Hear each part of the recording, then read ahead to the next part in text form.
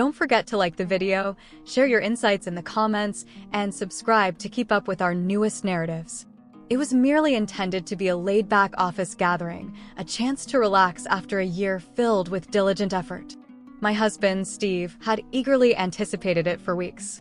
He mentioned it repeatedly, expressing that it would be an excellent opportunity to reconnect with his colleagues and unwind in a manner that sidestepped the typical work-related pressures.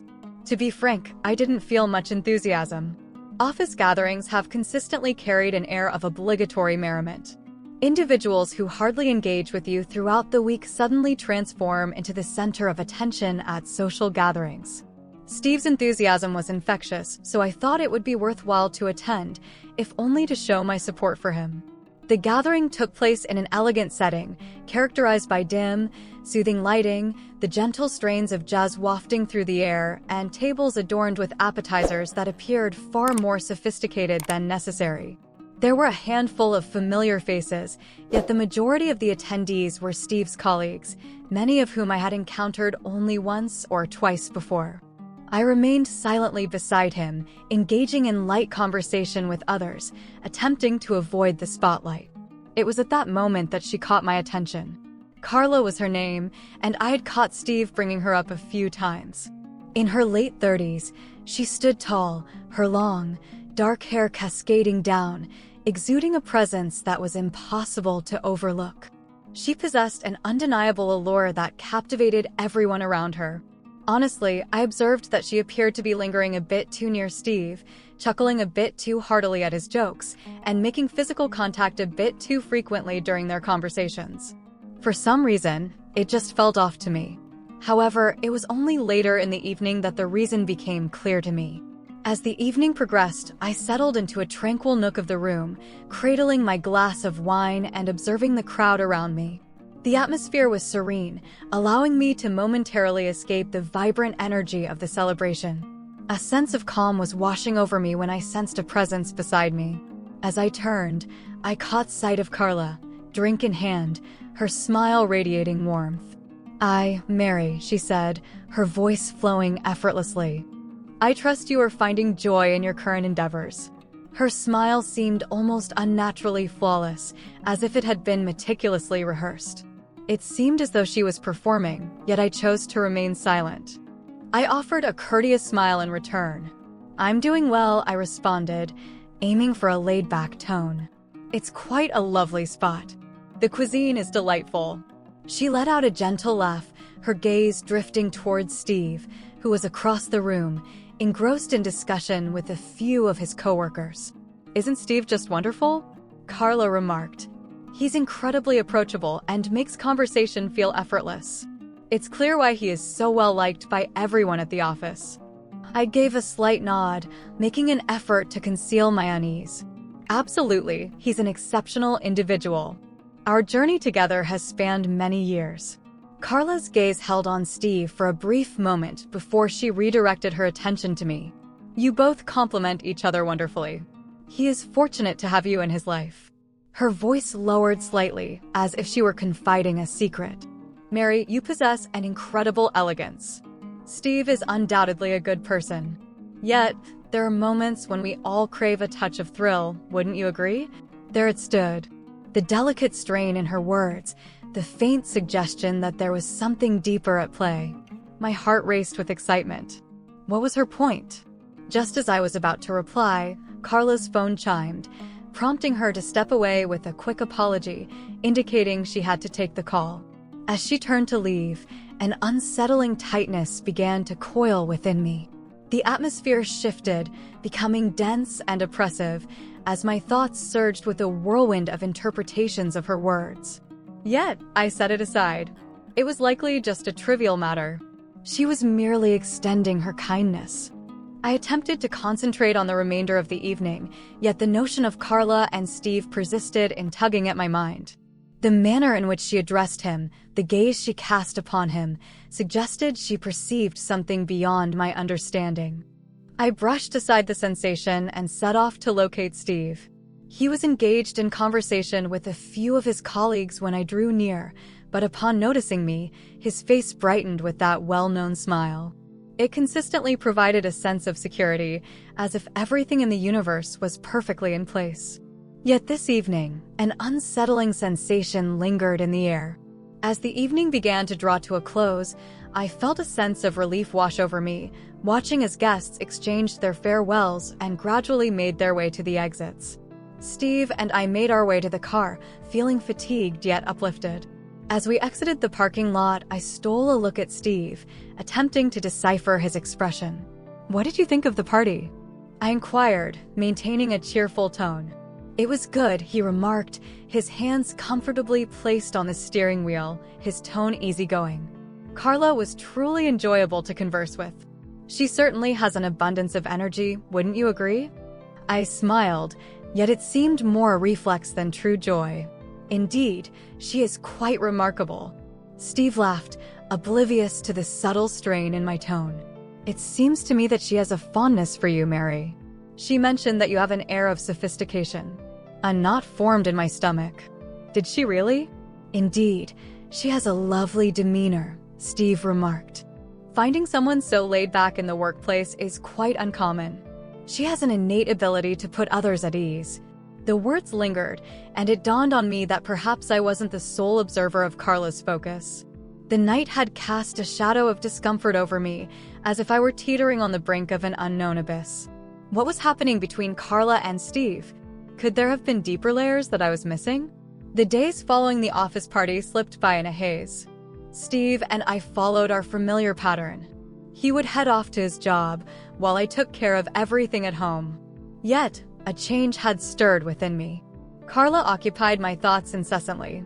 Whenever I caught sight of Steve laughing or engaging in conversation, a part of me couldn't help but speculate about her possible involvement.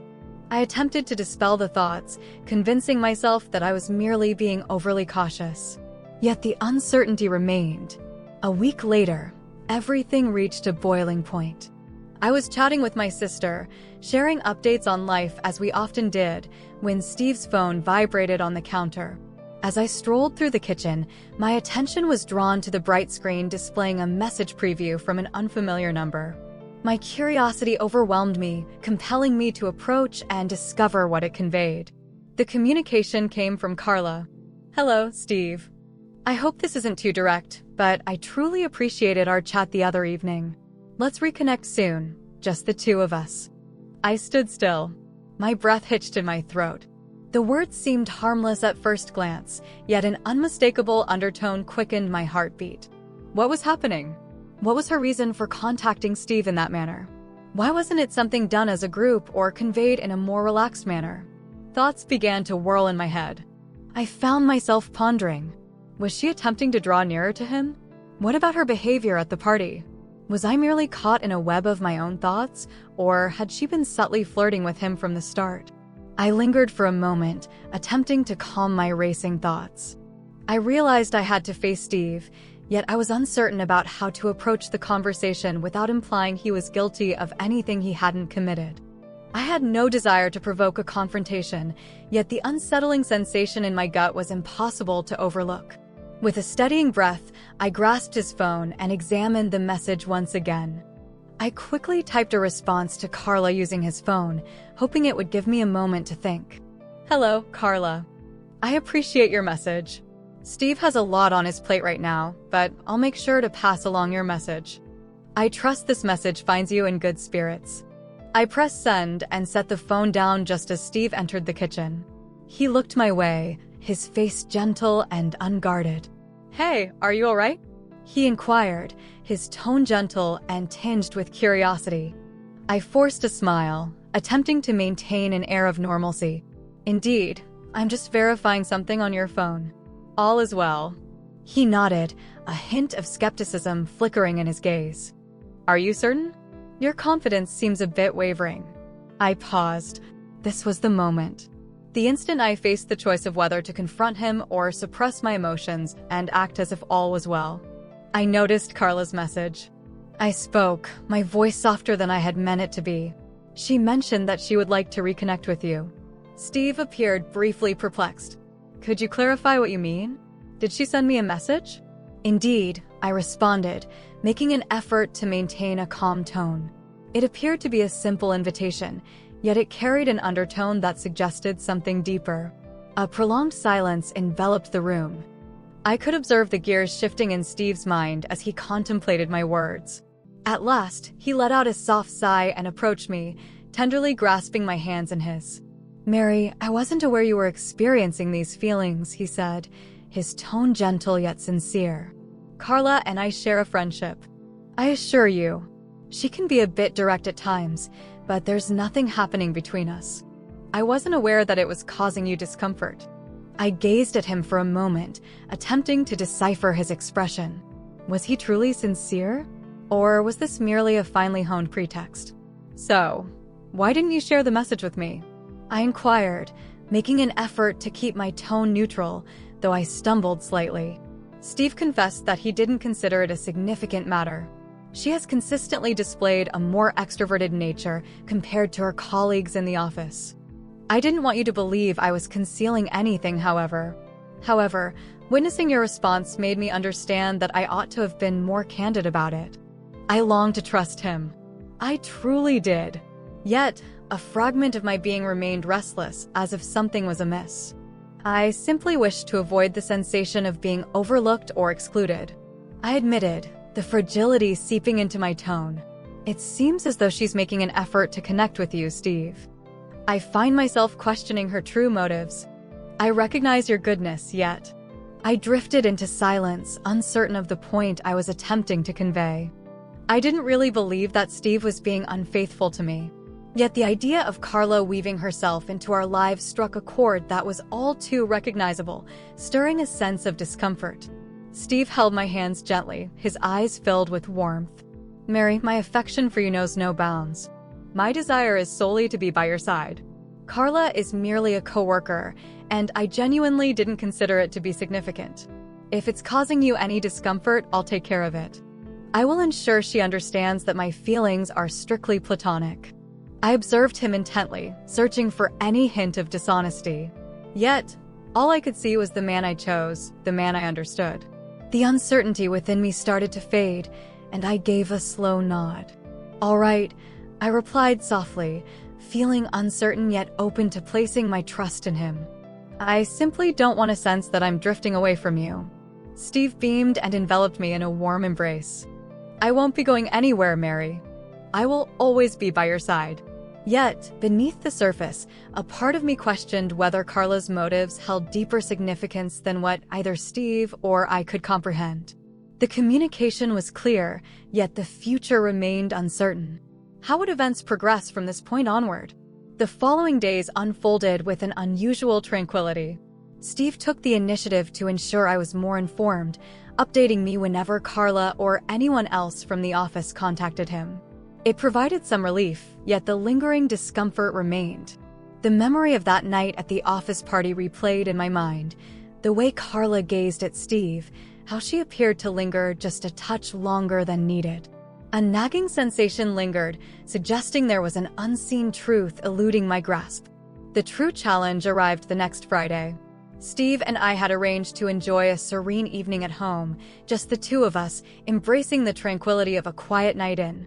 As I was getting dinner ready, his phone buzzed once more. I cast a quick look, my heart racing as Carla's name illuminated the screen. This time, it wasn't merely a casual message, it was a photograph. Steve had abandoned his phone on the counter, and my intrigue overwhelmed me. I approached and retrieved it, unable to shake off the nagging feeling of doubt. The image captured Carla, seated at a cafe. Her smile was broad, radiating a sense of joy and freedom. However, that was not what drew my focus. The message that accompanied the photo was particularly striking. "Just enjoyed a coffee," and it brought back memories of that night at the party. I would really enjoy doing it again, perhaps with fewer people around next time. A shiver coursed through my body. My initial impulse was to let the phone slip from my grasp, yet I found myself unable to do so. The essence of that message, the subtle implication, sent a ripple of unease through my gut. I wasn't just dreaming it up. She was attempting to take her chance.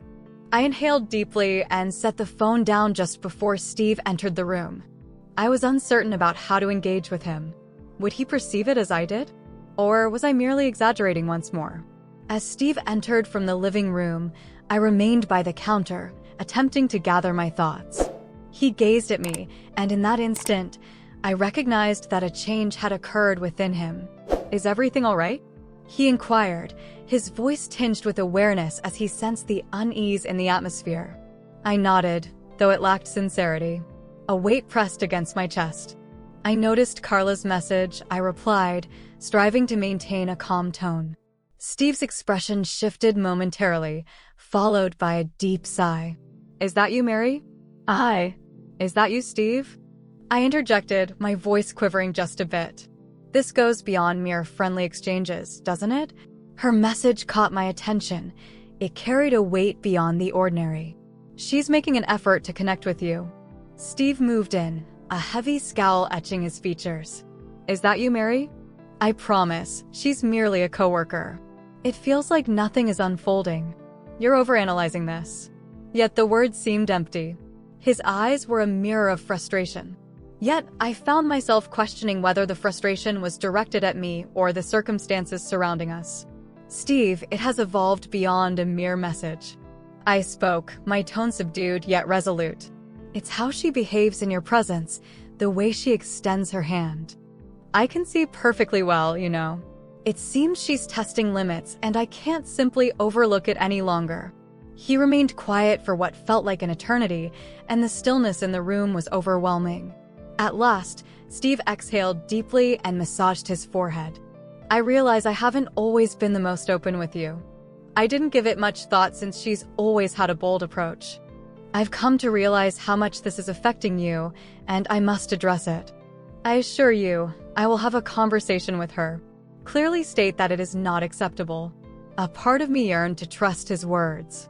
Yet, there existed another facet of my being, the one that had witnessed Carla's understated gestures up close, that remained uncertain. "I simply require your honesty, Steve," I expressed, as the burden of my emotions bore heavily upon me. "I refuse to be made a fool of." "I'm not trying to deceive you, Mary," he said, his voice now gentle, the frustration fading away. "I really hope this doesn't drive us apart. I'll have a conversation with Carla to ensure she understands her role. You are the sole person who truly matters to me." I gazed into his eyes, seeking a glimmer of understanding. Comfort, honesty, whatever it takes. In that fleeting instant, I discovered it. I could see the man I wed, the man who had vowed to me his unwavering loyalty. Yet, despite witnessing that, a fragment of my mind remained in doubt. Was he really someone I could rely on? Or was there something deeper lurking beneath the surface? The remainder of the evening passed in silence, yet the underlying tension between us lingered, unresolved. Though I recognized Steve's efforts, my thoughts continually drifted back to Carla's message. What was the significance of it? To what lengths was she prepared to venture?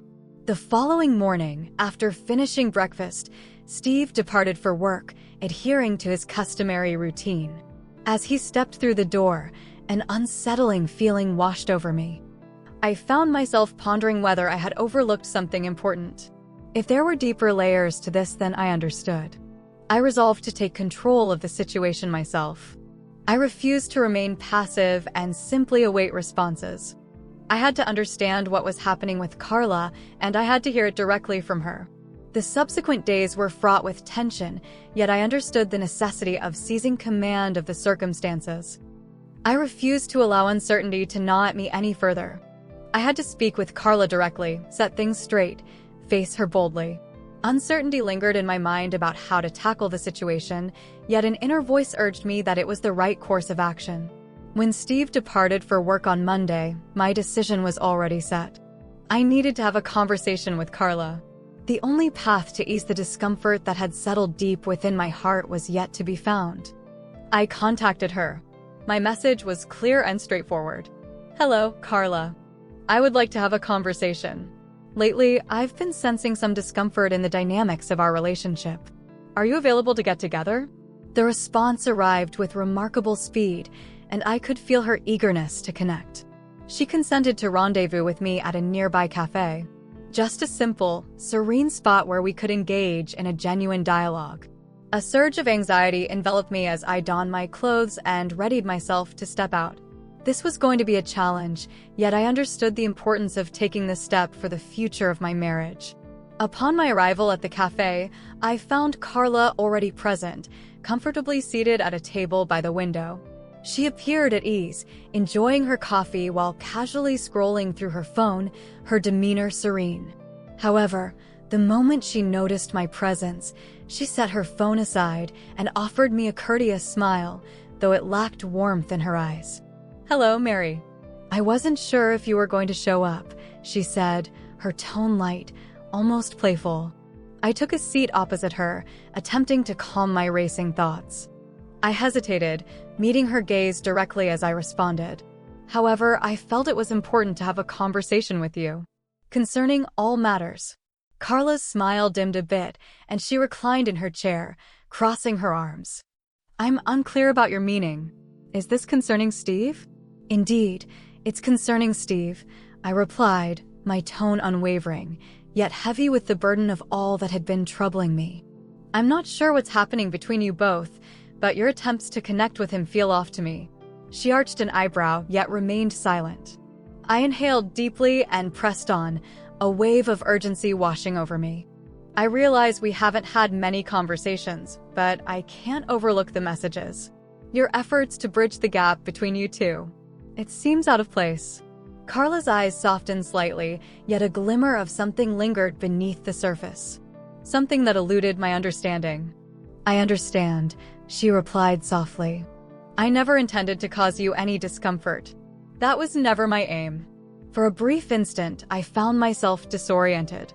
I anticipated her to be on the defensive, to reject it or brush aside my emotions. Yet, she appeared to be almost regretful. "So, what was the reason behind sending him that message after the party?" I felt my heart pounding. "You mentioned a desire to get together, just the two of you. It appeared anything but casual." Carla glanced at her coffee for a brief moment before locking eyes with me once more, this time radiating a gentle sincerity. "I'm being honest with you, Mary," she started, her tone gentler now. "I truly appreciated the conversation I had with Steve at the party. He is compassionate and attentive. However, I have never aimed to disrupt your marriage. I appreciate that he is by your side, and it's clear to me how deeply you care for one another. I ought to have realized the importance of maintaining clear boundaries." I leaned back in my chair, absorbing the gravity of her words. A part of me yearned to feel anger, yet another part found solace in the situation. Her honesty caught me off guard, a surprise I hadn't anticipated. "I never intended to create any issues," she went on. "I never intended to cause any uncertainty between you and Steve. I sincerely apologize if I have overstepped any boundaries. Sometimes, it's all too easy to overlook the fact that those in joyful unions are not available. I apologize for not honoring that." I paused for a moment, absorbing her words. The revelation caught me off guard, leaving me uncertain about how to respond.